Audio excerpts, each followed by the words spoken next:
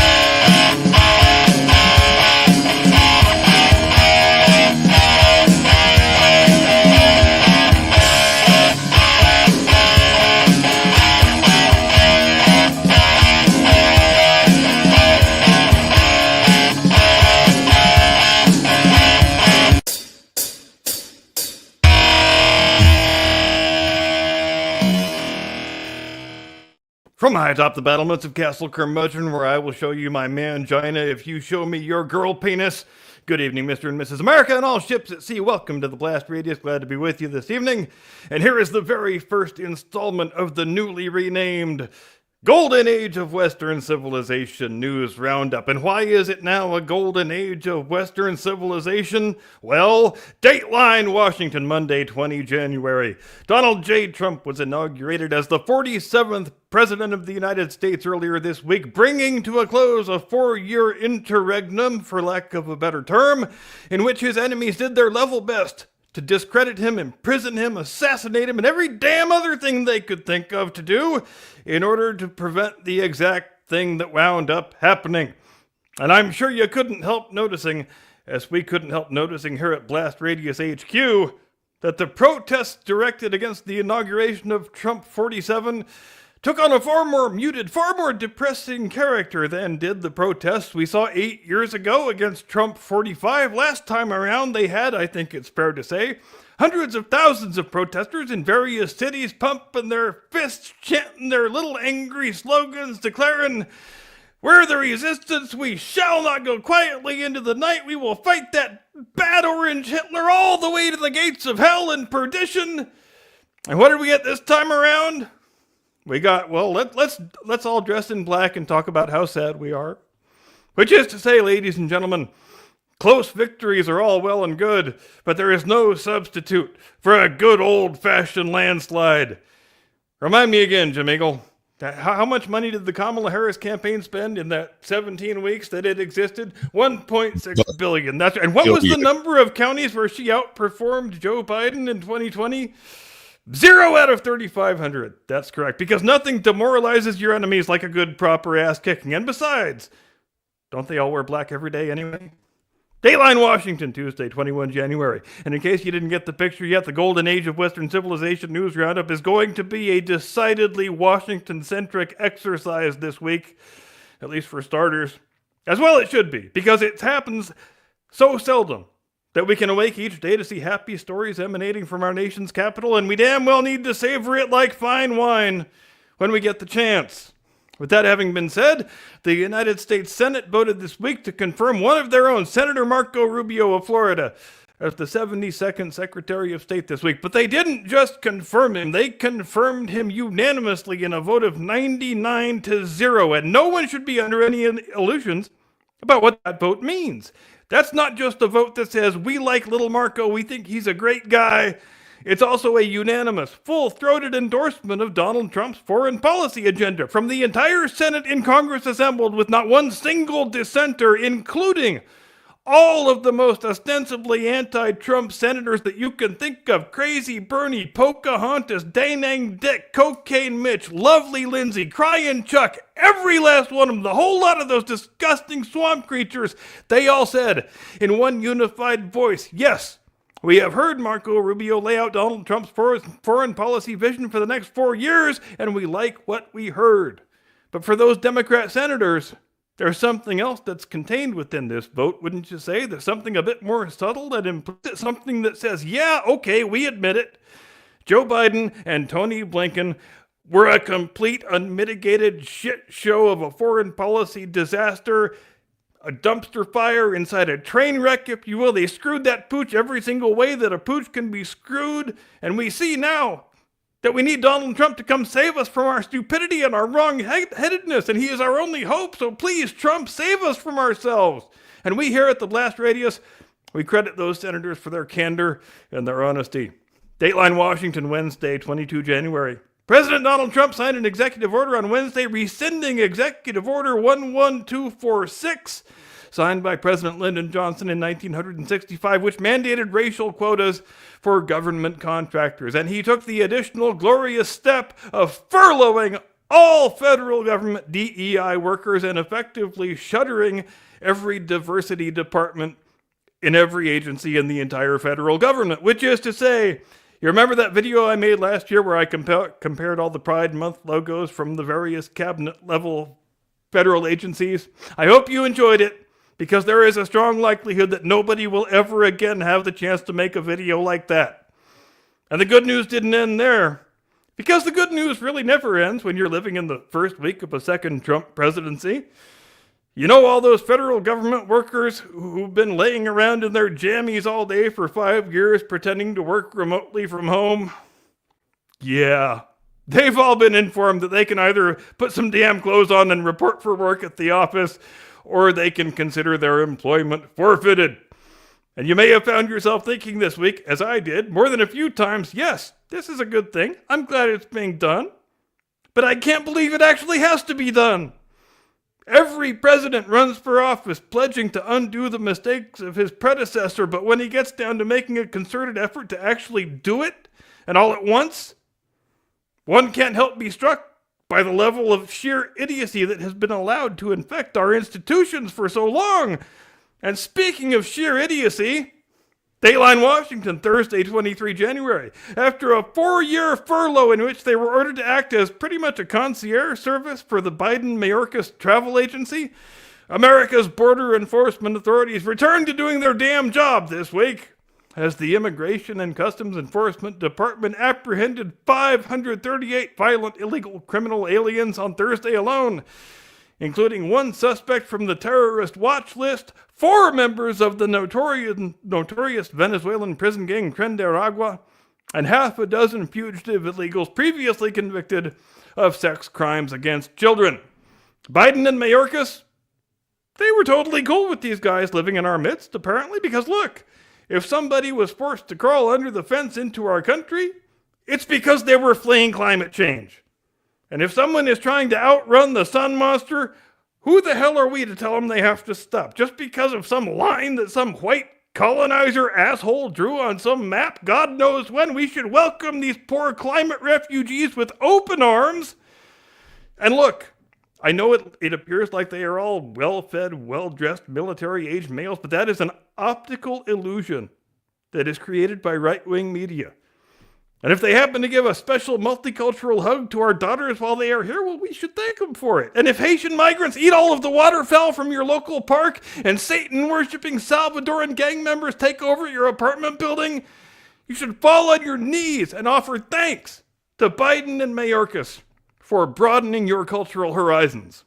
Dateline Bogota, Friday, 24 January. All right, full disclosure, this isn't a Friday story. This actually played out this weekend, but it's so delicious I couldn't help myself, and I beg the audience's kind indulgence for my bending of the rules. President Gustavo Petro of Colombia fucked around and found out this week, but he boldly declared that Colombia would not accept any plane loads of their own citizens who had been apprehended as illegal aliens here in the United States. And doesn't that kind of give the whole game away? When you refuse to take your people back, isn't that kind of a tacit admission that, okay, yeah, maybe I did see an opportunity to empty out my prisons and send all the inmates up to the U.S. so they could be Joe Biden's problem. But come on, what's a guy supposed to do? And you can probably guess how the rest of this story plays out. If you hadn't heard about it or read about it already, Trump receives the news of Petro's refusal and he says, okay, that's fine. As of this moment, there's a 50% tariff on all Colombian goods entering the United States, and it goes up goddamn 5% for every day they refuse to take back their citizens. And how quickly did President Gustavo Big Balls back down? Well, wait, that's not right. He didn't just back down. He said, not only have I seen the error of my ways, not only do I apologize in the most profuse possible terms, but I will demonstrate my contrition by sending my personal presidential airplane to go retrieve the Colombians that I previously refused to accept. And why have we changed the name of the segment to the Golden Age of Western Civilization News Roundup? That is why. God damn it. Because the adults are in charge now. Because at long last, we have a chief executive who understands the skillful application of power. And we are seeing, most importantly of all, the final destruction of a discredited worldview that has held sway in too much of the world for far too long. Namely, the idea that there is something called a right to migration, that all people have some sort of innate right to live anywhere in the world that they would like to live. It is an idea that never existed in any school of thought, Western or otherwise, secular or religious, until it was dreamed up in some college faculty lounge approximately 5 minutes ago. But it quickly became a cornerstone of globalist leftist thought, term used loosely. And even though the laws of their respective countries didn't permit it, as members of that globalist left gained power throughout what we used to call the civilized world, they simply chose to govern as if they already lived in the borderless world in which they would like to live. Those are just lines on maps that were drawn by who knows when, man. We don't need to pay attention to any of that stuff. Let's just throw the borders open and make our fancy new utopia by brute force. And we, you and I, have all been paying the wages of that nonsensical thinking for a good long while now. But no more. We're done now. And if some corpulent posturing fool like Governor Fatty McDonut of Illinois wants to cosplay as George Washington standing in the fucking schoolhouse door, then he can fuck around and find out just like the president of Colombia just did. What, you don't think Trump will federalize the Illinois National Guard if you try and stage an insurrection? Okay, please try that. Go ahead. We'll watch. I could go on at quite some length here, but since we have only got 90 minutes, here ends the very first Golden Age of Western Civilization News Roundup.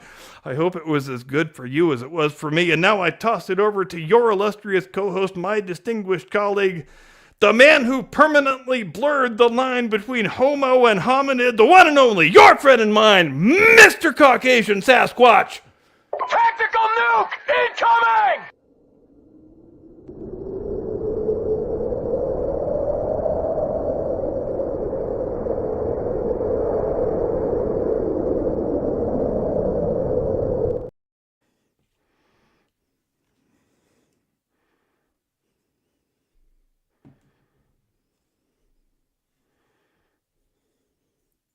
My shit broken. Is it working now? There we go. Now it's working. All right. I want you to imagine that transition as being like a dream sequence that transfers into a conspiracy moment with Sasquatch.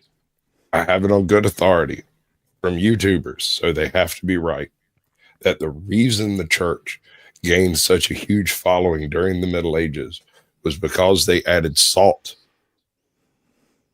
to their communion wafers. And all of the people who went to church every week were a little bit healthier than all of the people who did not. This has been your conspiracy moment with Sasquatch. And another little transition, bloop, bloop, bloop, bloop, bloop type thing. I'll have that worked out by next week. What's up, bud? We'll figure it out. I think you should leave the hat on just for the hell of it. Right? Yeah, no, it actually tears up the top of my head, bro. Like sweat.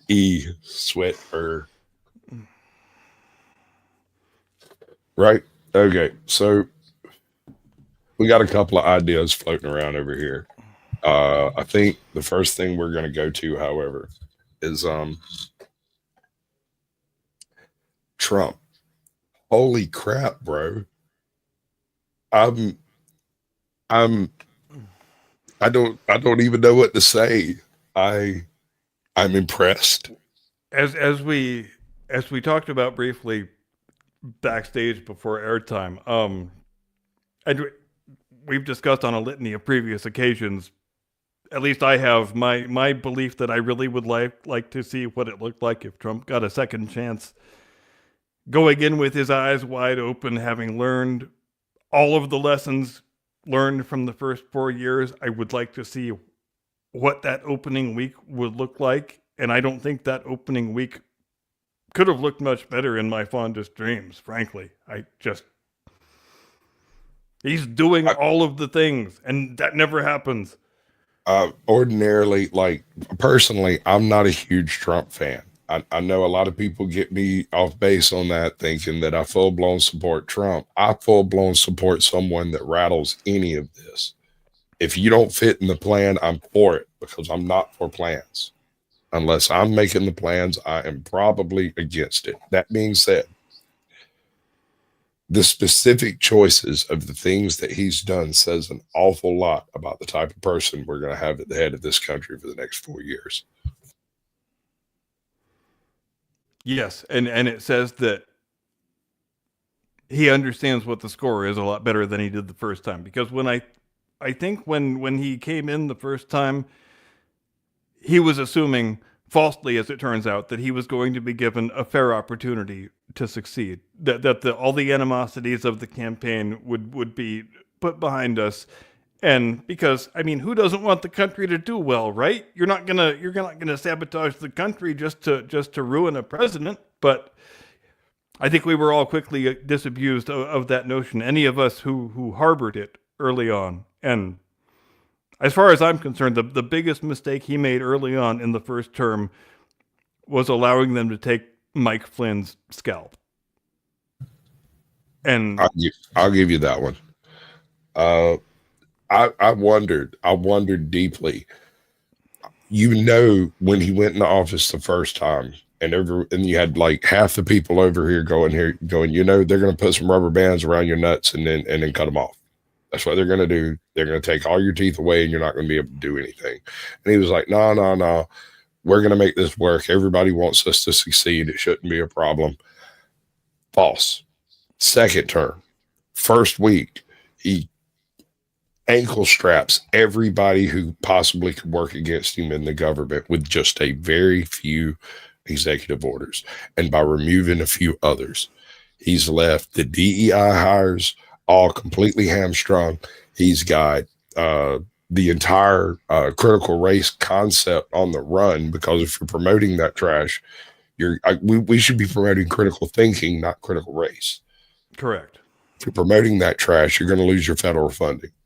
I love it. I'm not sure there should be federal funding for schools in the first place, but beyond that, I love it. I love every bit of it. And I ordinarily would say he's whipping that pen around a little bit too much, but I'm here for it.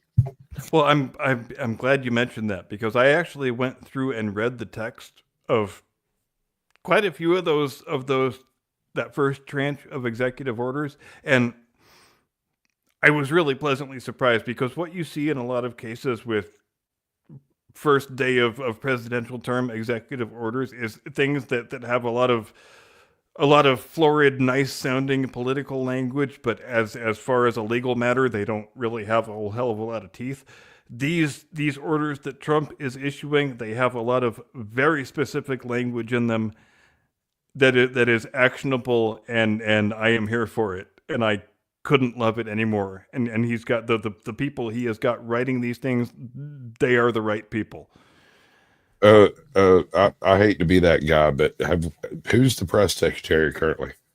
Oh, Levitt? What's her name? What's her first name? I'll look it up. Okay. I want a picture of that woman. McEnany, she was a shark. Dude, she was a shark in blonde's clothing. That woman would chew your face off straight to you. It takes a certain type of character to even want to do that job when you're working for Donald Trump against a room full of sharks and jackals and hyenas. But she crushed it out of the park every day. I couldn't have been more impressed with her performance. She had the binder of God, dude.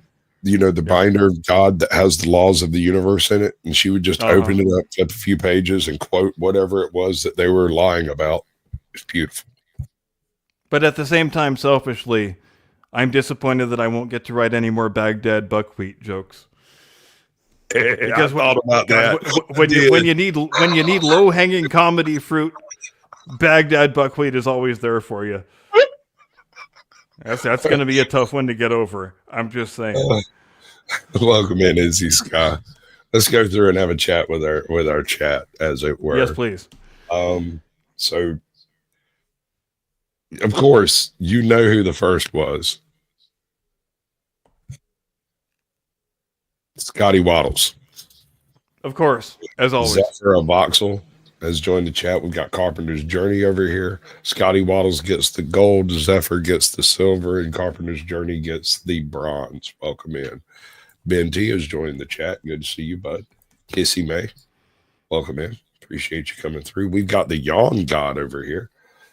It's Caroline Levitt. Caroline Levitt. I had the last name, but not the first. We got Belt Luke 29 joining the chat. He's actually out there sharing your stream out. Got Fletch, Fletch 83. We got the Gypsy and the Vanilla Gorilla. I love it. Welcome all. Glad you could be here on Conference Championship Sunday. Right. Vanessa Kitty has joined the chat. That's cool. I like when people avoid watching the NFL just to watch us. KKS Travel and Education is here. Welcome in. I don't know that I've seen that one before. Good to see you. YouTube Police has showed up, so you know. Oh God, we better be on our best behavior. P's and Q's, bro.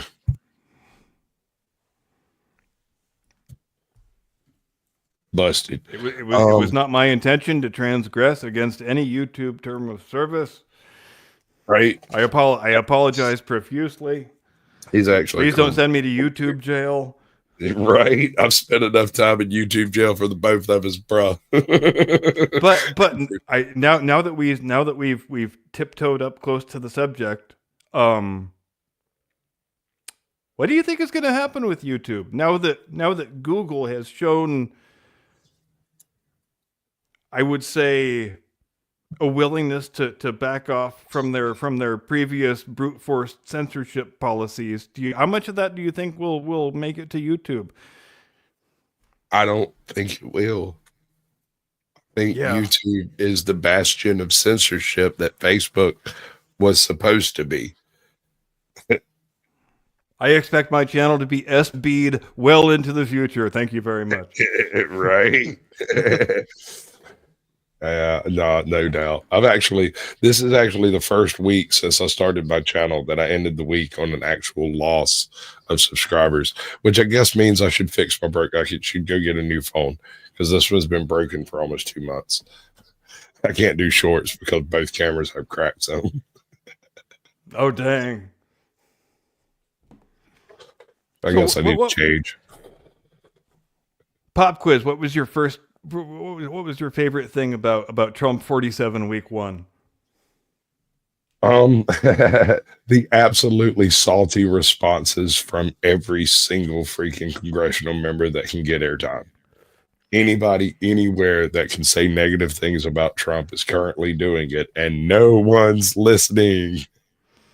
We're And all it's going. difficult. It's difficult not to notice that they don't have any new material since the election. They are still singing from the same hymnal that's got 2 or 3 pages in it. It's.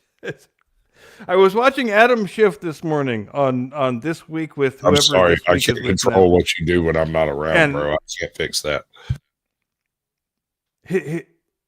His eyes look so dead. His shoulders are so slumped. He looks like a man. He just became a senator. He should be excited, but he looks like a man who is just half-heartedly going through the motions at this point because he knows he's got no new material.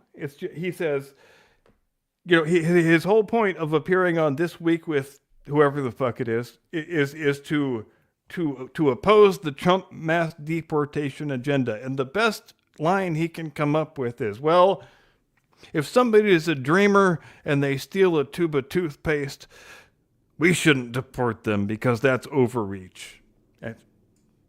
If I was a senator, I could come up with a better line than that. I'm just saying. I'm not even a Democrat, and I could write a better line for him than that one. I mean, dude, what are we doing here? You went on the national fucking news show, and that was the best thing you could come up with was a tube of toothpaste? I guarantee you, nobody is getting deported over a tube of toothpaste. They're getting deported because they are in the country unlawfully. When you are in the country unlawfully, you are subject to being removed from the country. This is a very simple and elegant equation that nobody has really misunderstood for many, many years. And then suddenly they do. Oh yeah. God, I meant to save that video, and I don't remember. I can't remember who it was that did it, but the whole question of birthright citizenship was dealt with by the guy who wrote about birthright citizenship in the first place, and he clarified it in a later congressional hearing that he's talking about people from the South who are not on the census. Basically, he was talking about ex-slaves that hadn't come out yet and whatnot.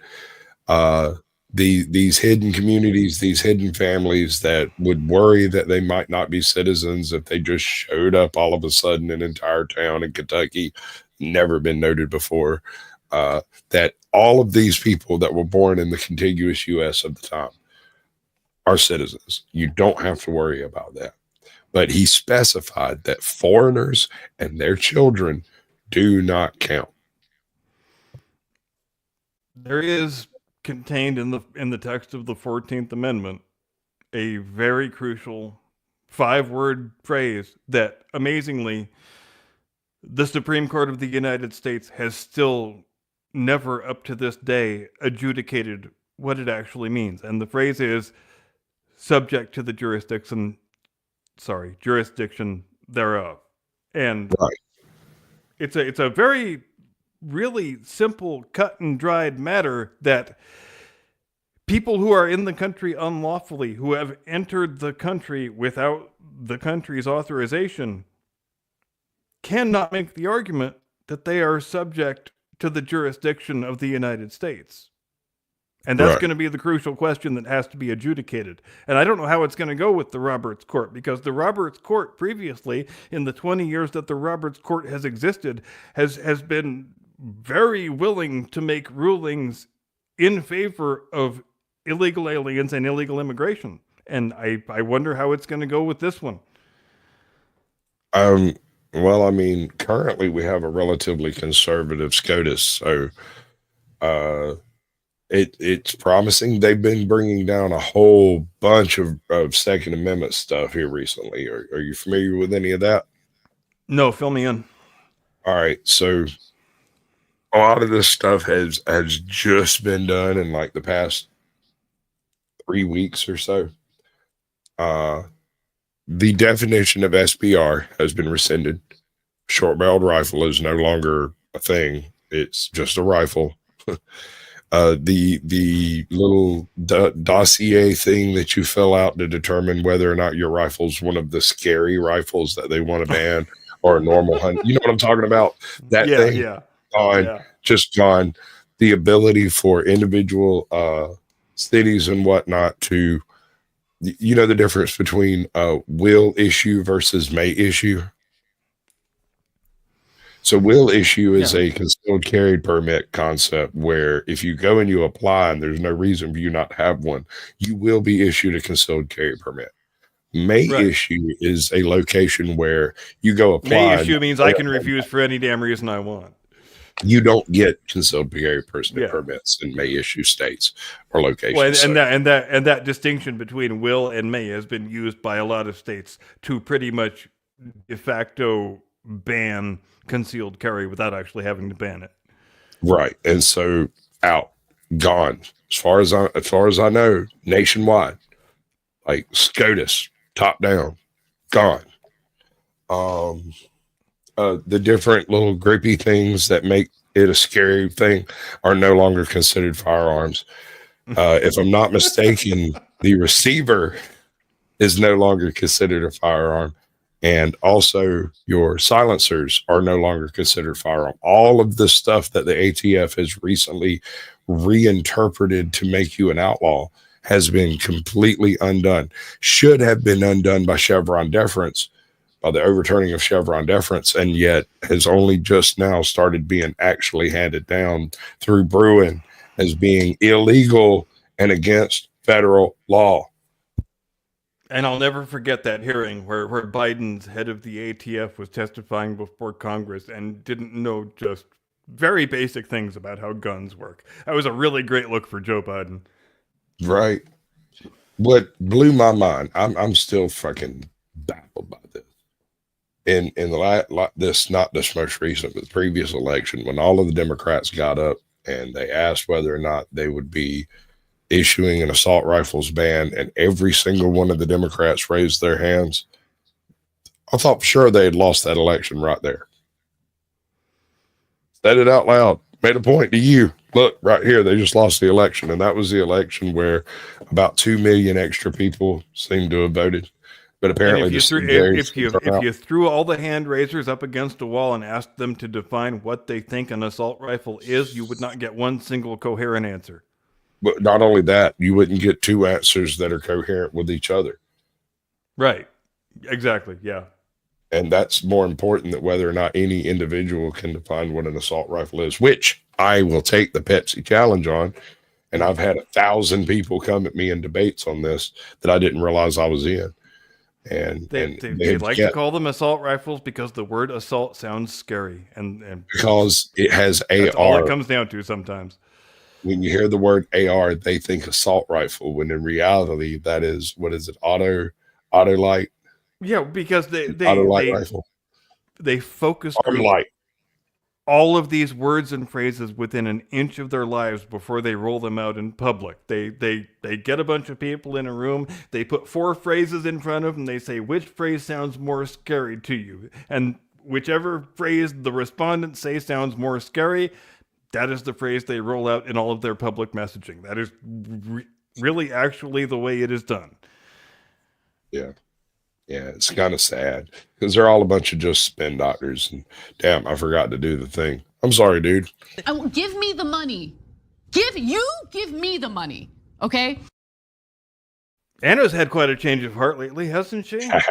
Right. The red pilling has begun. Like, is this not wild? She's got like 1.2 feet off the reservation at this point, I think. Oh, wow. She's got one heel and a whole foot. Yeah. I think Chank's not very happy with. Are they still appearing on screen together, or have they fallen out? I don't know. I don't watch the Young Turks in general. Yeah, me either. I only know what I see other YouTubers say about them. You're not but wrong. I think they used to do a studio show together every day, and I haven't seen them on the same screen for quite a while now. It seems like. Oh my God. Pete Fletch, this is an adult program, but it's supposed to be for the family. But you're not wrong. I got no comment. I might wife that up immediately if it keeps going.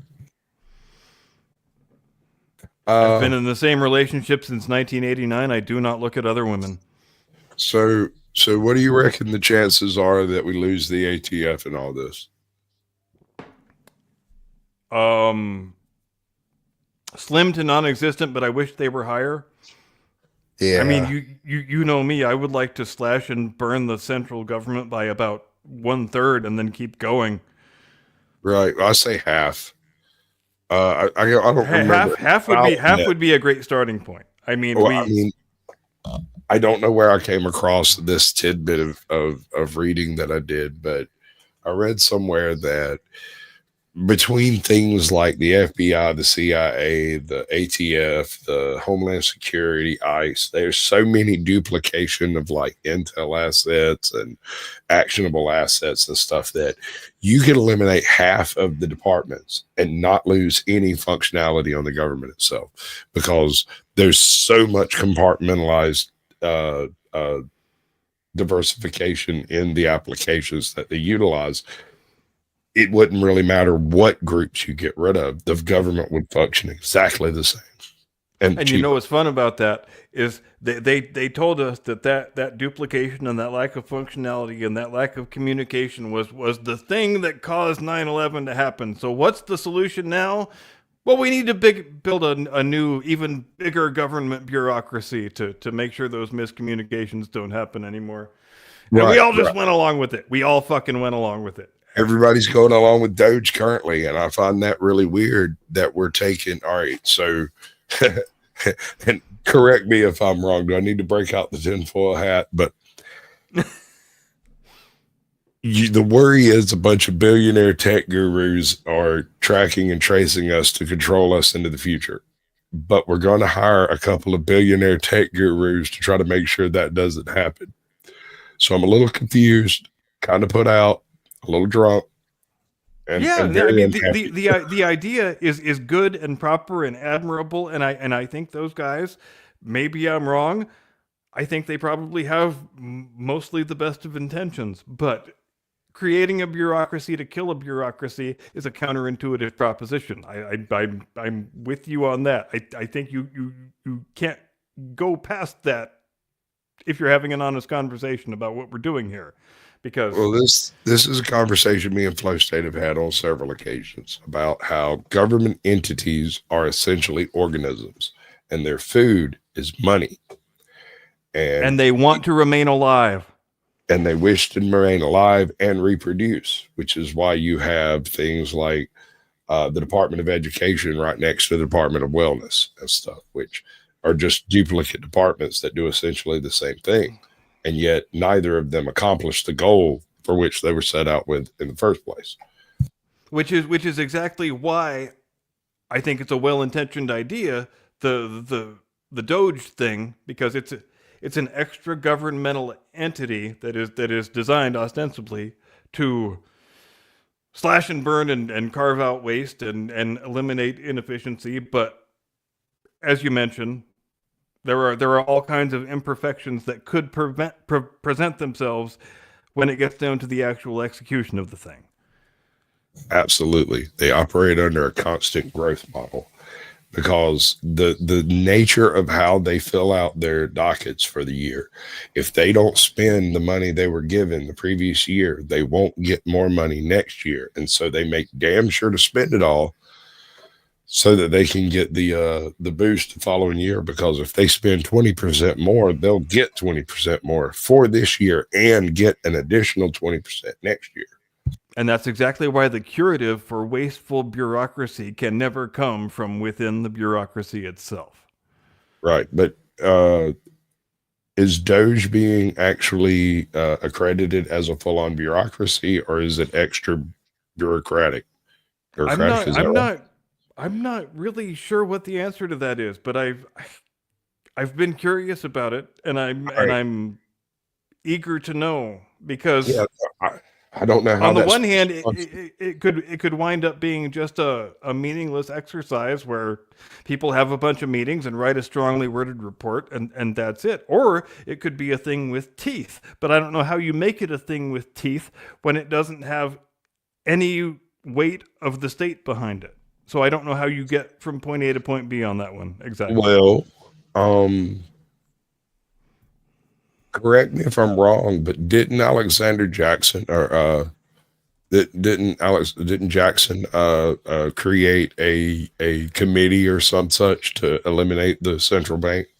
Isn't that how he went about? Yes, he was the guiding light of his second term was doing battle with the second bank of the United States, and he wanted to destroy it and get it gone, and he succeeded ultimately. Yeah, and man, he went like slash and burn with it. Yep. And if I'm not mistaken, which I'm not his, Jackson's a controversial figure.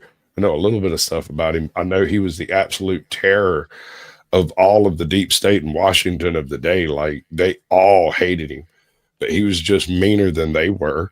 That's all. Oh yeah, and that is largely where we get the story, the story that's been handed down to us about Jackson's first inauguration, because the story that's been handed down to us is that all these rabble rousers descended on the city, all these uncultured hicks from out in the frontier land came to witness one of their own being enshrined in the presidency, and the people, it was only the 1820s, but already the people who, the denizens of Washington, were very hoity-toity about letting outsiders come in and rouse their rabble and hoot and holler, and they just didn't like this very much at all. And so after the Jackson's inauguration and his swearing in, which he walked to on foot and rode back to the White House alone on his personal horse. Which, how great is that? But anyway, he gets back to the White House on his horse, and already, or so the story goes, there are a bunch of these raving, drunken denizens of the hinterlands who have already descended on the executive mansion, and they are getting drunk and making merry and trashing the place and smashing the windows, and it's going to be a goddamn riot if we don't get control of this situation. And was there some of that? Sure, it was some of that. It's probably a similar thing to one day how the story of January 6th will be told, because there are some people who want to tell the story of a violent insurrection, and there are some people who want to tell the story of a perfectly, peaceful, well-intentioned thing that got a little bit out of hand. The people who wrote the story of Jackson's first inauguration day were largely those same denizens of Washington who didn't want these unwashed masses in their city being loud and obnoxious and making a mess of things. And so the local papers ran with that version of the story, that it was complete chaos and anarchy. They couldn't get everybody out of the White House until they had taken all the alcohol and placed it outside in big old tubs, and that's how they got people at. The actual truth probably is somewhere in the middle, as it always is. They used the string and box method. They just set up the trap out on the front lawn and then locked the doors when they went out to get a drink. Yep, exactly. I got to remember that. That's excellent. That's real good. I'm going to find that. And his second inauguration, I really like his second inaugural address. I'd like to read out part of it, if I may. But if you could talk for a couple minutes until then. All right, bud. Something a lot of people forget about Andrew Jackson is that man rolled in on a fiery crucifix, bro. He came in with a mission from God. His purpose was to dissociate America from any form of central banking whatsoever, returning that particular funding to the states and eliminating any concept of a revenue service at all, forcing the federal government to function off of tariffs as it had done for 100 years, right? So, like the idea that, oh, well, without the IRS, what will we do? Tariffs. We still produce some of the finest equipment and stuff in the world. We have some of the best programmers. We have commodities that we can exchange. It's just that the federal government has become so soft on our world allies, as it were, and our enemies, that they just give out blank checks to virtually every single one of them that comes along with their handout. And that's what winds up happening when you're soft. You can't be soft. Right, right. And I'm not an isolationist. I'm a manifest destiny person. I'm the type of person who believes if you want a one world government, let's rock out with our cock out and put it under the Constitution. I think I actually stood up and cheered when Trump used the phrase manifest destiny in his inaugural address. Dear that was God. the greatest fucking thing in the world. You're not the only one, dude. I've been preaching that particular line of freaking dribble for the past 3 years, bro. It occurred to me one night when I was talking to an illegal alien. I interviewed an illegal alien, and backstage we had a huge conversation about why he came, what he was doing, how he was going about becoming a citizen, whether or not he wanted to, what his plans were, yada, yada, yada. Ultimately, it come down to this. He can have more money by staying here as long as he can and sending the money home to a bank account where it will sit and accrue interest, and he can trade with it on the open market. And he can do all the stuff that you can't do in the U.S. when you're a citizen.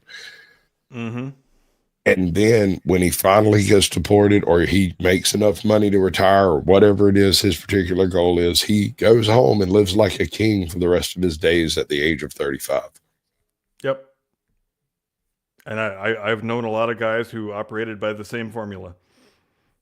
Right. And I can't say as I judge them too terribly hard, but No. the reason I don't is because there's no legal recourse by which to do so.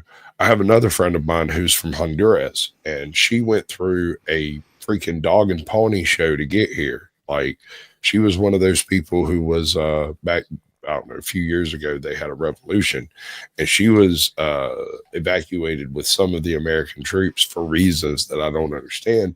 Ended up working here in Savannah at a hotel. In legitimate refugee saved by the U.S. government, brought here with no recourse of anywhere else to go. What I'm saying is there were no safe ports between point A and point B, and they still gave her trash trying to become a citizen. She did manage to do it, and she is one of the proudest Americans I've ever met. It absolutely blows my mind, and you find the same type of sentiment when you talk to Cubans. Naturalized citizens are always the most proud Americans you will ever meet. Absolutely. The people who Especially did the ones who came from oppressive, despotic regimes. right. Go talk to a Cuban. You don't believe me?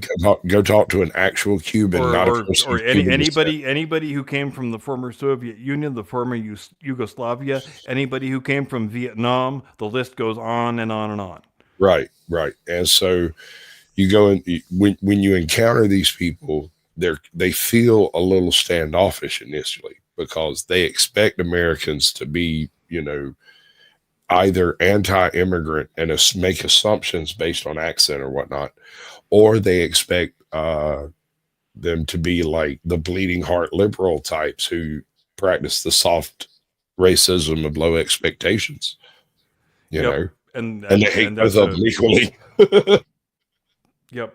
The soft bigotry of low expectations is one of my favorite terms. And Ben Shapiro coined it, and more power to him.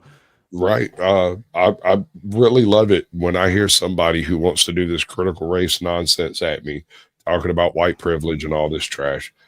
And when I point out that you are assuming these people can only do these things because you've already made that assumption. I did not make that assumption. You did.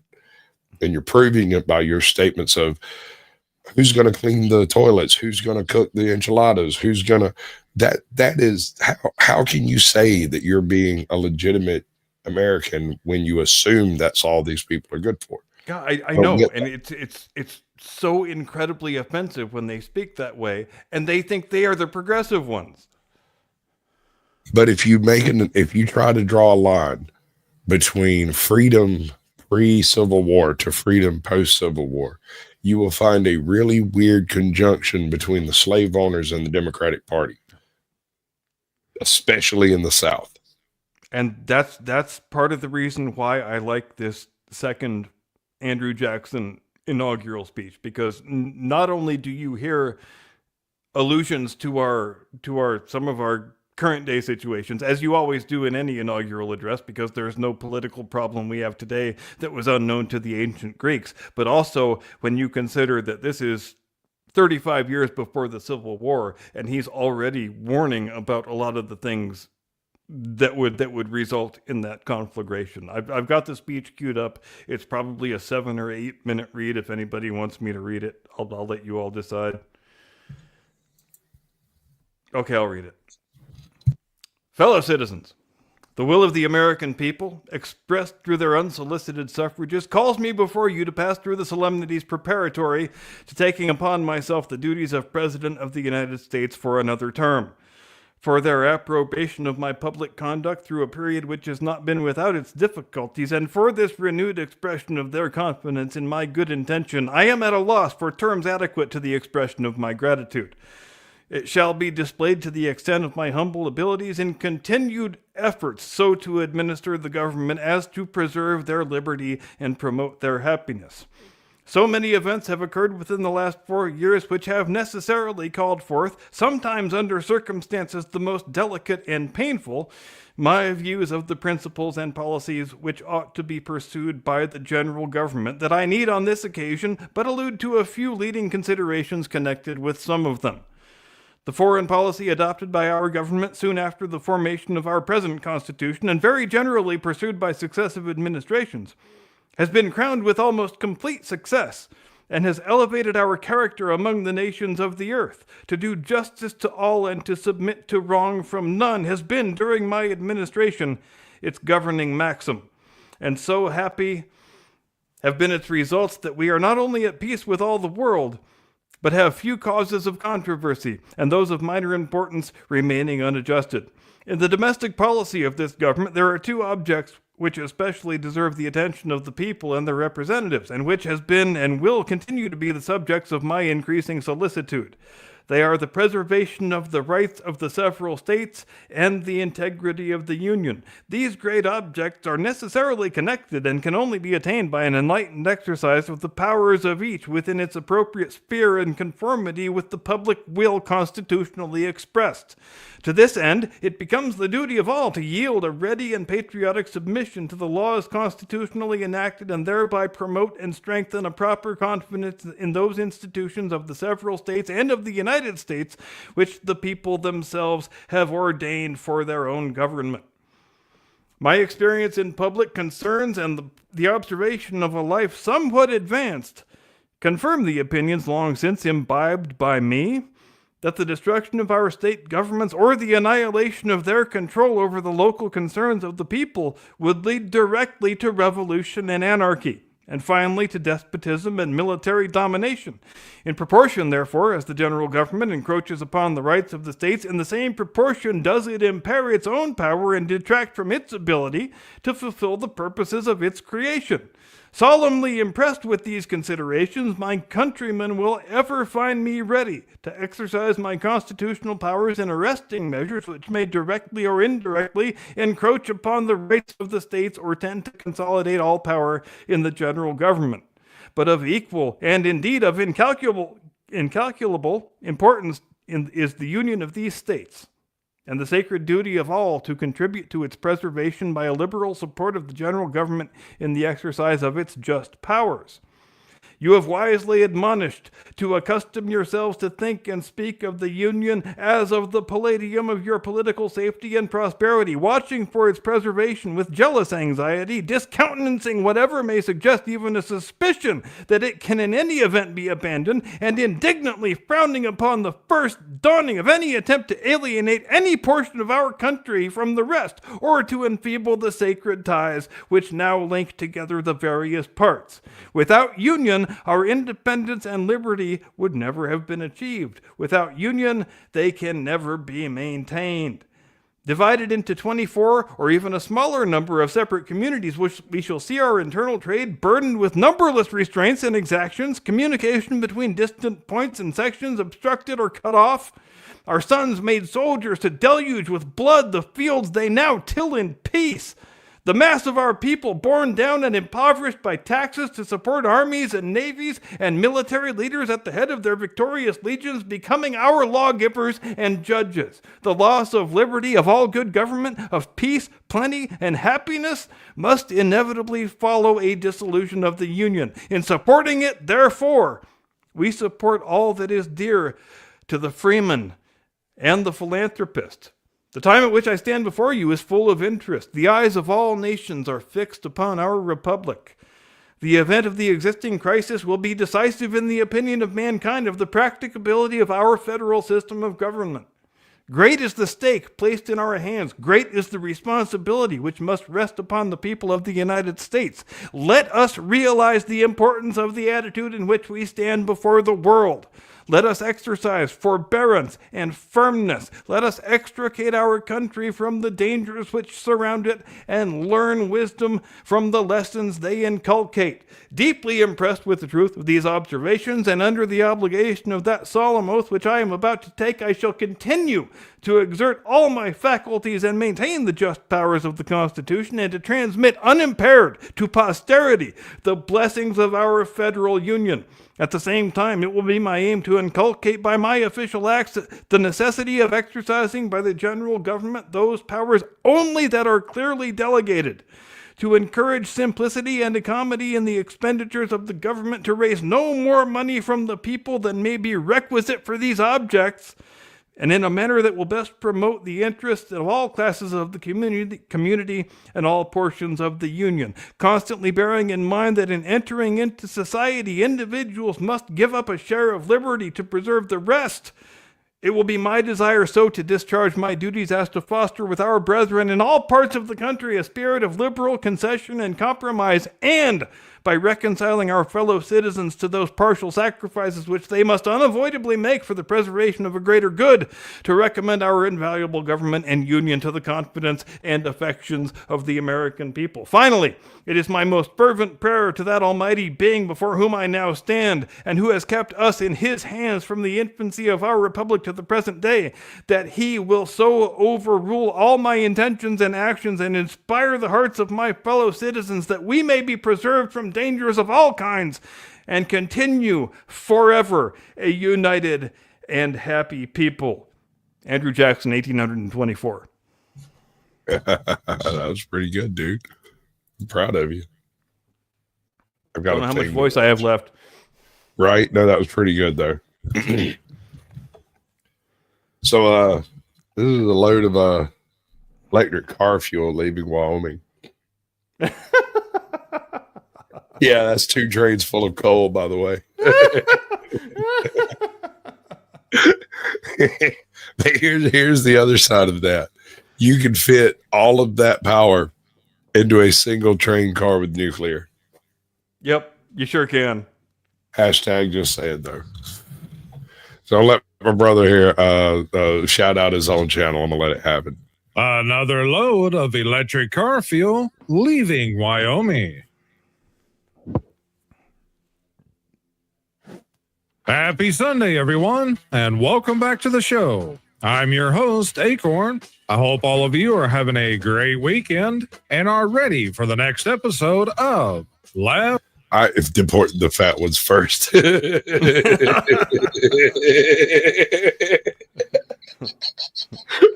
So fucked up. But I was like Acorn's Stash, like 23rd freaking subscriber, right? And when he first started out, he did it for about 3 weeks, and he was like, "No, I don't think this is for me." And I went on a vendetta in his comment section, going, "Dude, we need exactly this. You're doing exactly the right thing. Just give it time. Wait. Be patient. Keep putting up videos. Do one a week. You'll be fine. Throw in some shorts. Do some remixes. Do this. Do that. Do another thing."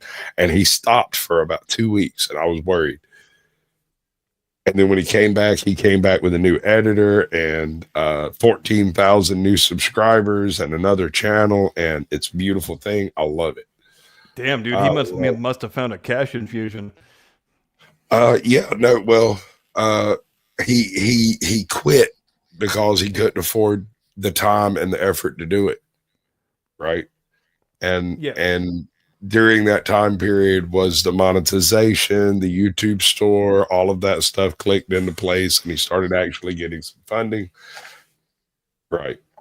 But I've heard it said by more than a few people. So I tend to trust the number that if you actually want to gain traction with a YouTube channel and get past all the shit they're going to throw at you when you have unapproved ideas, you got to have about $100,000 to spend minimum.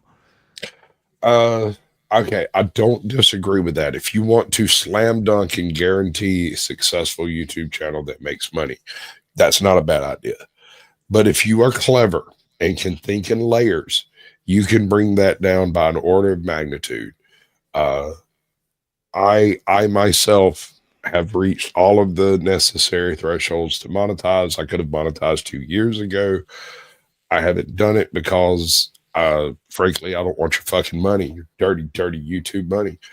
I do want your money. Give this man your money. Give this man your money. Give that man your money. But no, Queen seriously. Bird, I love you so much. Is that the one? She do it? Click the button. So you are the sweetest heart that ever sweethearted. You're not clicking the button. Click the button. Give me the money. Give me the money. Okay? Yeah, I grift better for others. But anyway, you can cut that down by an order of magnitude. You can do it for $1,000 if you're willing to put in the effort, put in the work, love what you do, and you're showing people how much you love it. If you're not doing any one of those things, you're going to need that $100,000.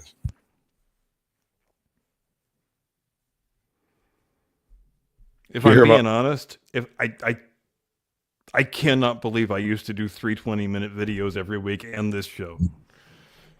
Right. It feels a bit much, doesn't it? Yeah, it feels a bit much. Okay. We'll discuss live streaming later, if we can put together the time to do it.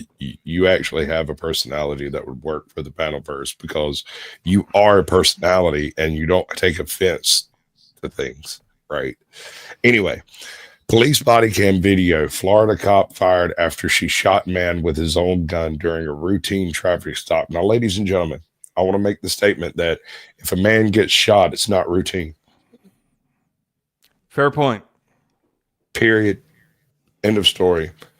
So I went and watched the video on this, and basically what happens is they pull the guy out of the car, ask him if he has any weapons. He says, yes, I have my gun on my hip.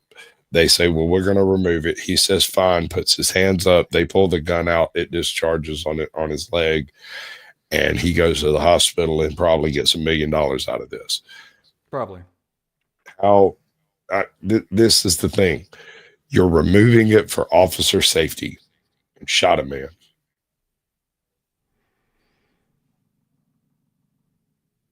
Right? How is that safe?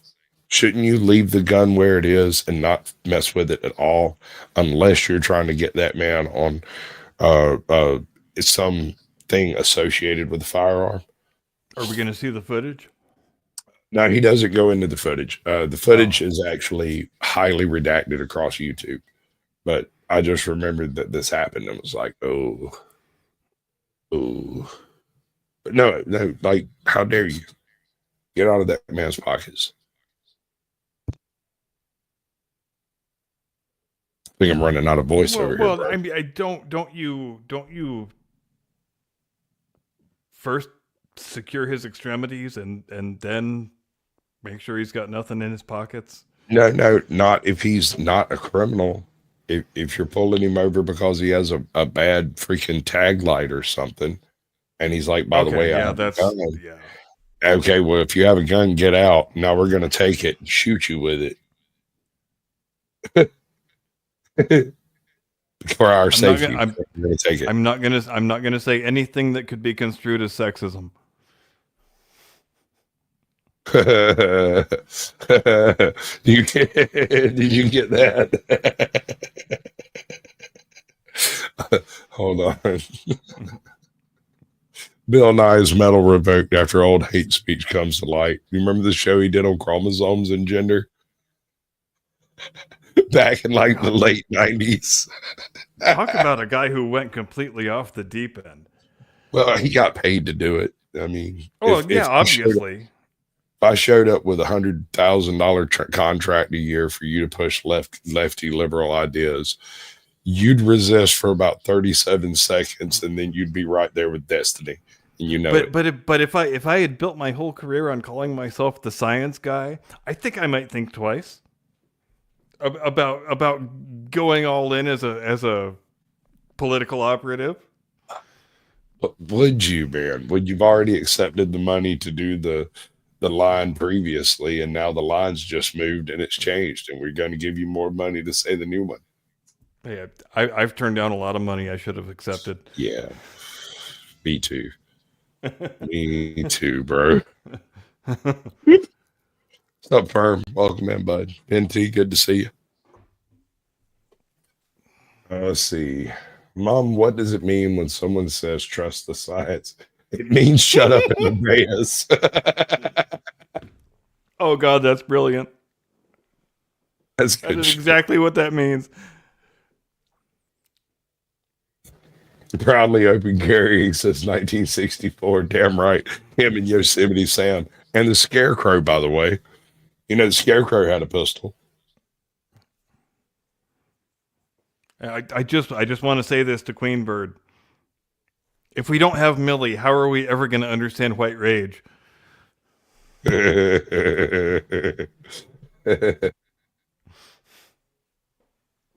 Yeah.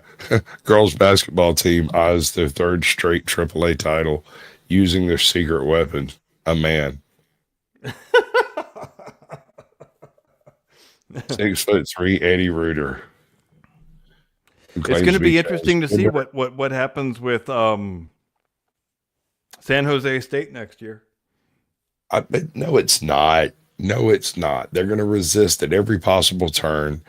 They're going to bring it to litigious point. It's going to end up in freaking Supreme Court, and all of this stuff's going to be cast down because you cannot discriminate based on gender, race, creed, or any of that stuff. So No, I mean, as a practical matter, in terms of recruiting, how willing are you to go to a school if you know that most or all of their games are going to be forfeited because your team has a dude playing for it? I don't think you're going to get a whole lot of recruits to that school. yeah, I mean, you know, it's funny. You know, what really bothers me about all this is back in the day. You remember Rodney Dangerfield doing the Ladybugs? Mm-hmm. This was a comedy, people. This was a literal comedy that was written by a comedian because it was a funny idea if you took a bunch of boys and made a girls' soccer team out of it and then just watched them crush the girls.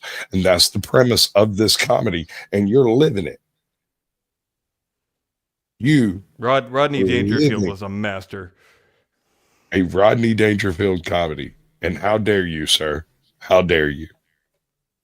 Back to School is still my favorite. Oh God, dude. Don't get me started. You know we can do watch parties on Rumble, right? Yeah, we should do that for sure. We should do some of that. We got Blazes Saddles will be the first one, dude. It has to be. God, It has I to used be to right love from I you. used to love that picture, and I haven't seen it in so long. Oh my God. Dude, I watch it about once every couple of months. I bet you do. I do. All right. Anytime Entertain the it people. I'm going to be back in 90 seconds. Absolutely. Anytime it comes up available on anything, anywhere where I don't have to pay for it, damn right I'm watching it. In fact, every now and then, Tubi or Netflix or Amazon will have like the full Mel Brooks lineup, and I'll just marathon that shit. I have no issues with it whatsoever.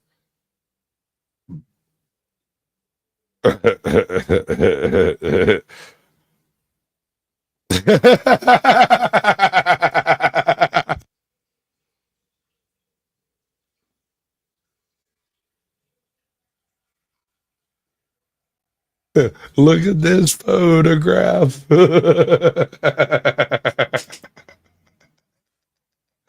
Oh, there might be something wrong with me. You drive to the gym just to walk on a treadmill. Right? Oh my Lord. So it's NFL policy that he cannot wear a Trump shirt. I feel like I missed something funny. Oh yeah, it was the last meme. It got me. You're such a dumb animal. You drive to the gym just to walk on a treadmill, bro. I've been saying that for decades. At least walk to the gym. You can skip the treadmill. You're jogging in place, making yourself into a human hamster. While probably watching a video about running. This is apparently a guy trying to tell a dude wearing a Trump shirt that he can't wear political slogans in the stadium. Dude.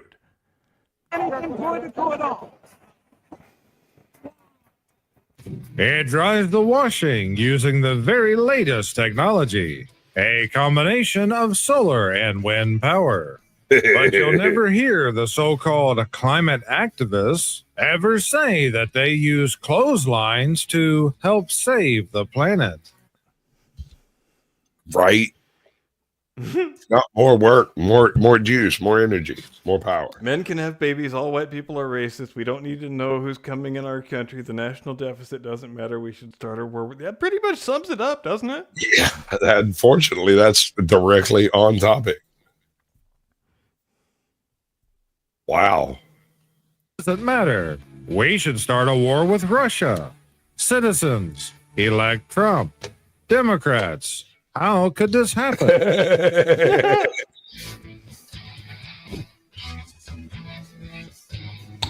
it is, Mr. Proto, Los Angeles.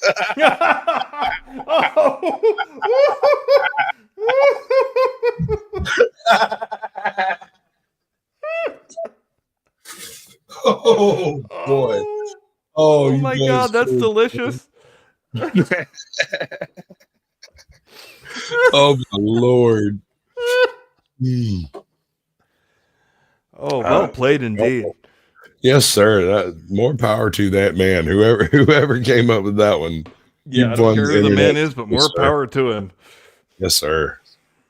Yes, sir. Oregon hospital sued after man's face caught on fire mid-surgery. I hate it when that happens. Right? Like, I mean, that happened to me just last week. And, well, no, it didn't. That's not a thing. How? While he was allegedly awake. You know, it's bad enough that you need surgery. It's even worse if you're supposed to be awake while having surgery. But on top of all that, they catch his face on fire. How? I actually read this article, and unfortunately, the man passed away sometime after this. Tragedy. I feel like we're Twice. not getting all the details from that story. Yeah, no, I feel like I totally want to do a deep dive into how someone's face could catch on fire during surgery. I mean, I'm aware of Yes, oxygen and whatnot. I would like to know that as well. I'm so curious. Tragedy strikes twice for BLM founder Patrice Cullors as 2 of her 3 Los Angeles mansions were consumed by wildfire. Oh, darn it. I heard that wasn't true. That was something that they put out for publicity.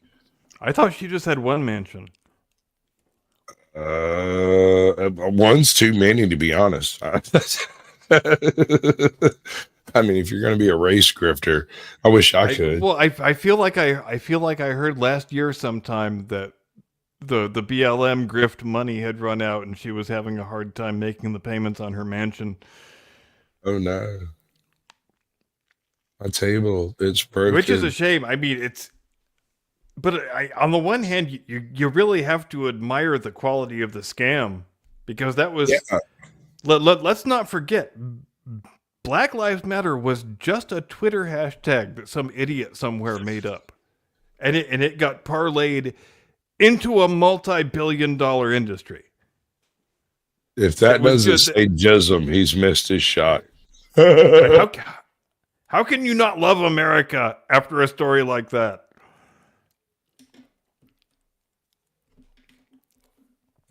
What do you And reckon is behind the YouTube logo?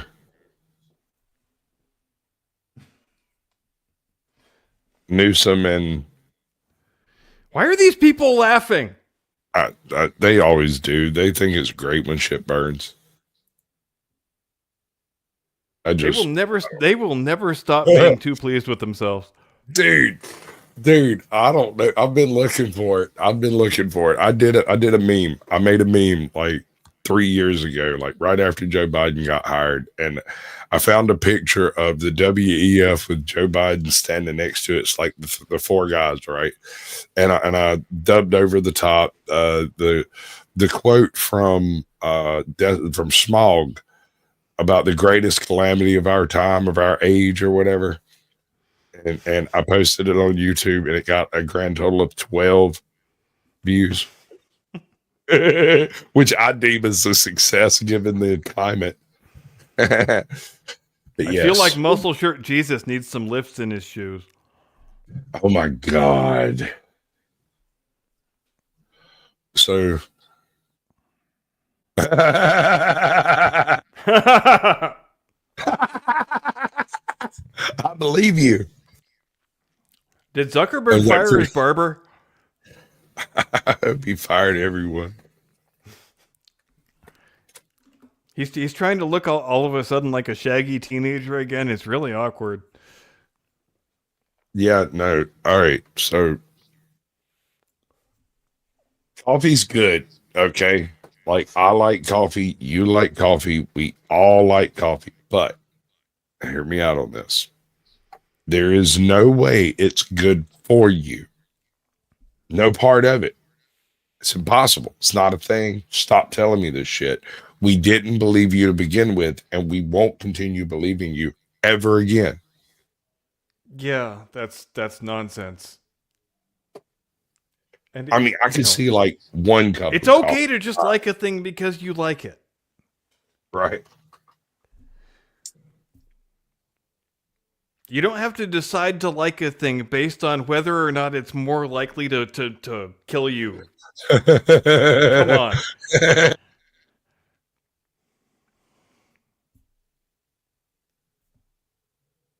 Oh no, drop that right quick. Just in, tickets sold in California wins 1.22 billion Mega Millions jackpot. Congratulations to the IRS for winning 600 million tonight. Every time I make more money, the IRS come and take that from me. Nobody ever mentions that angle of it, do they? I appreciate that gentleman for bringing it up. That's killer. That's beautiful.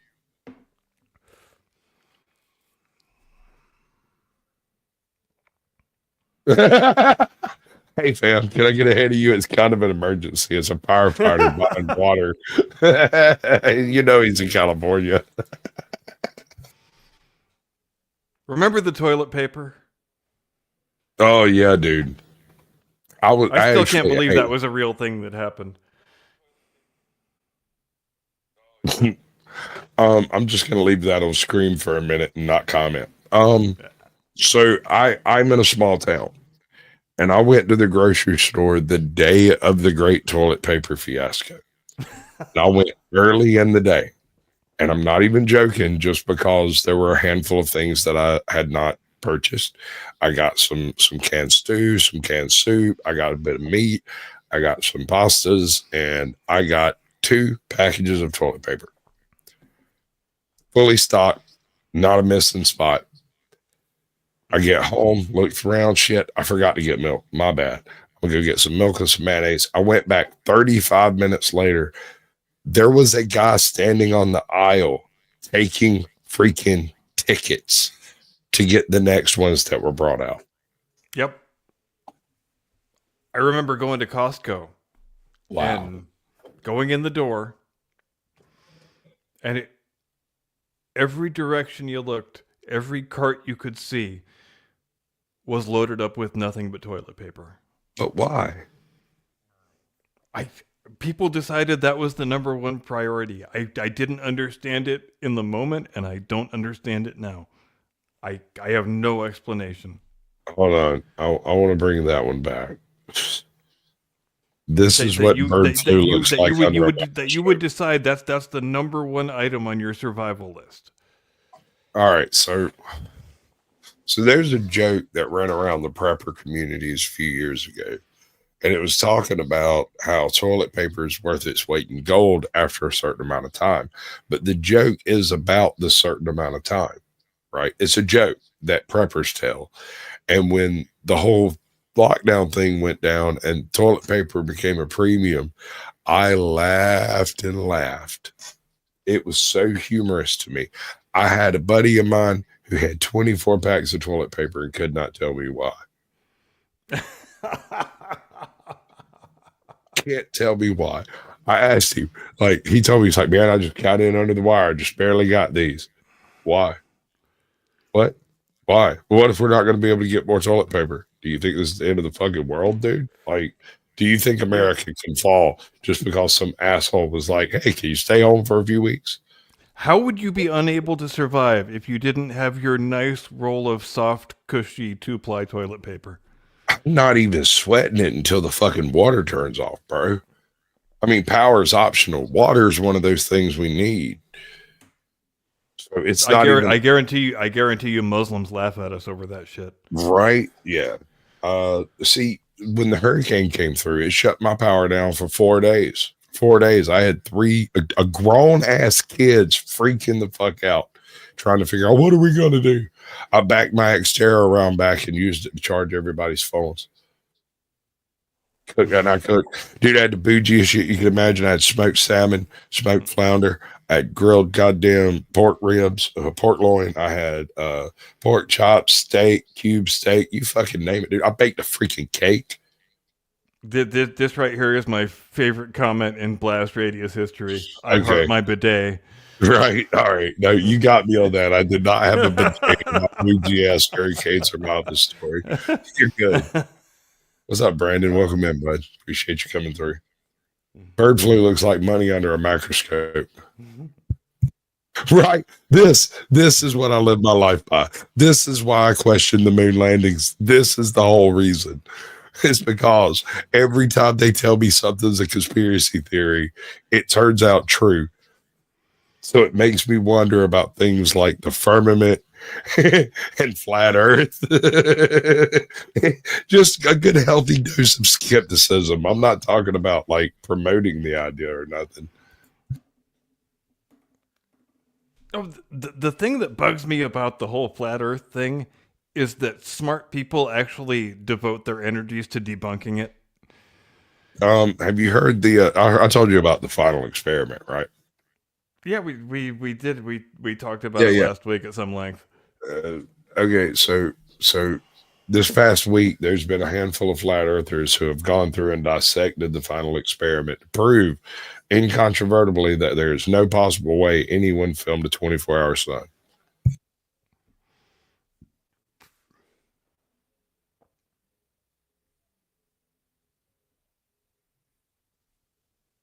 So now what?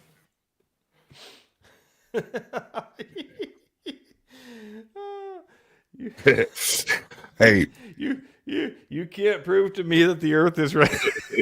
What's up, Lindsay? Carmen's journey, good to see you, bud. Listen, hold on now. Until I see a money shot in 0G, I reserve my doubts, sir.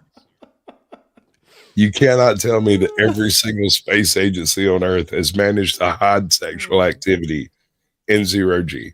If me and you, Cap, were looking down at the entire world, I'd look you straight in the eye and be like, you want to fuck? I'd mount you in a heartbeat, buddy.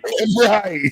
Don't lie to me. So you can't tell me that the fact that there is 0 money shots from space doesn't raise a tiny little bit of question in your brain. I guarantee you there has already been sexual congress in space. Right. So why are they hiding it? Why can't they just like let that out with everything else. Obviously, they either everything they say is true and they're hiding the actions of sexual activity in space, That it's that all Russian bullshit. lady even made a special suit to facilitate Okay. zero gravity sex. So why But it was wouldn't it stands to reason that if she invented the thing, somebody would have tested it, right? Yes. Now, she didn't build the thing for nobody to fucking use it. Come on, put 2 and 2 together here.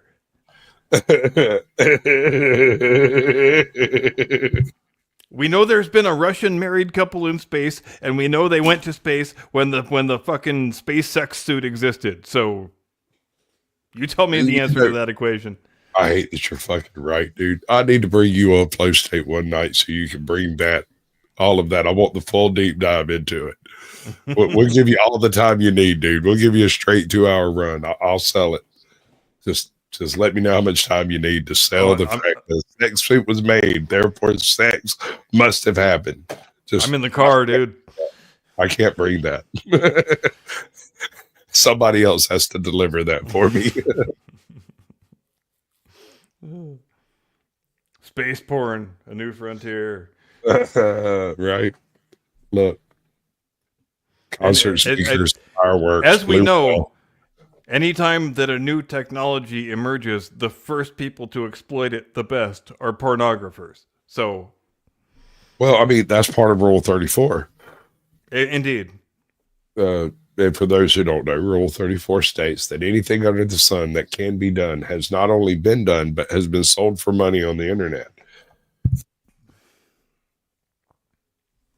Where's my space force? Well, the quicker, more elegant summation of Rule 34 is that if it exists, there is porn of it. I kind of conjoined the concept from the biblical text of "there's nothing new under the sun" to Rule 34. I think these are conjoined. I think they are incontrovertibly conjoined as a concept. These are laws of nature here. Nothing new under the sun. People sell sex.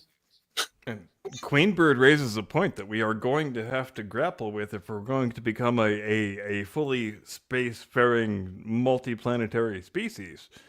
What's up, We have no idea what's going to happen when a human female gets impregnated in zero gravity and gestates and carries the female to term. And we're going to have to grapple with that. If we want to have the future we want to have, it's a thing that we're going to need to deal with. We've done the mouse experiment in space, and the ones that were impregnated in space and came immediately down to Earth gravity did just fine. The ones that were impregnated in space and were left in space in 0G did not develop properly, and almost every single one of them aborted naturally. And we've done mice and spiders, and that's it. And how many goddamn decades have we had that fucking space station up there? And we've just done mice and spiders. I'm just saying, not a single money shot, not one, and not one single money shot. And that's the real tragedy. That's the tragedy. That is the problem here, and this is why I'm not sure I believe in the whole space concept in the first place. Is because we've got 50 years of monkeys running around as tin cans and not a single money shot or questionable goo on something somewhere. And what would life be without questionable goo? The bloody paper's half the size it used to be. Of course, dear, they used to publish both sides of a story. Oh, that's good stuff. That's actually pretty brilliant. Oh, cool. I was curious about Newfoundland. Newfie's still around, so I guess it probably still there. Addy up, mate. Oh, I'm sorry. Addy up, mate. So we're pretty close to the end here. I'm gonna pull a stop to this. I'm gonna do some of this type of stuff so we can have some of that banter stuff that you hear about on like CNN and stuff. You know, ooh, I love pithy banter. Pithy banter is the order of the day, sir. Be banterish. This is me bantering pithily. Magnificent, because you're out of time. Do the thing. Ladies and gentlemen, thank you ever so much for joining us here on the Blast Radius. We sure do have a good time here with you on Sunday evenings, especially seeing as we are in a new golden age of Western civilization. So do join us next week for a new pithy topical update on said golden age. Have a delightful rest of your Sunday and a fascinating, edifying week ahead. We'll see you next week. See you next time. Do not comply. Get off my lawn. We interrupt this program for an important news announcement.